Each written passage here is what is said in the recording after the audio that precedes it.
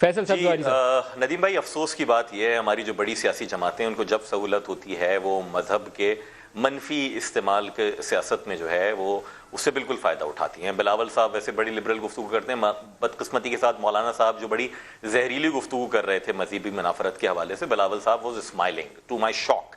آپ دیکھ کے اس کی فوٹیج ٹویٹ بھی کر سکتے ہیں۔ مولانا صاحب نے بہت زیادتی کی جن مذہبی حوالوں سے انہوں نے اس دھرنے میں کیا۔ بدقسمتی کے ساتھ پی ٹی آئی ماضی میں یہی کرتی رہی ہے۔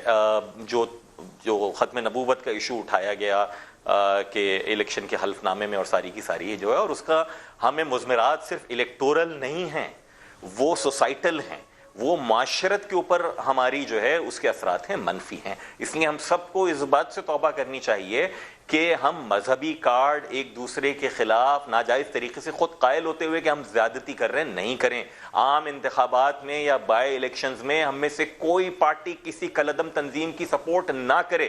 بدقسمتی کے ساتھ پاکستان کی ہر بڑی پولیٹیکل پارٹی نے 2018 میں بھی کالعدم تنظیموں کے ساتھ جو ہے اتحاد کیا، سیٹ ٹو سیٹ علاقے کے نام کے اوپر اور مذہبی فیکٹر کے بنیاد کے اوپر۔ ونس فار آل ہمیں ختم کرنا چاہیے، نہیں کرنے دینا چاہیے، ادروائز پاکستان خاکم بدہن اس آگ میں نہ چلا جائے جہاں سے کچھ حد تک ہم نکل پائے ہیں۔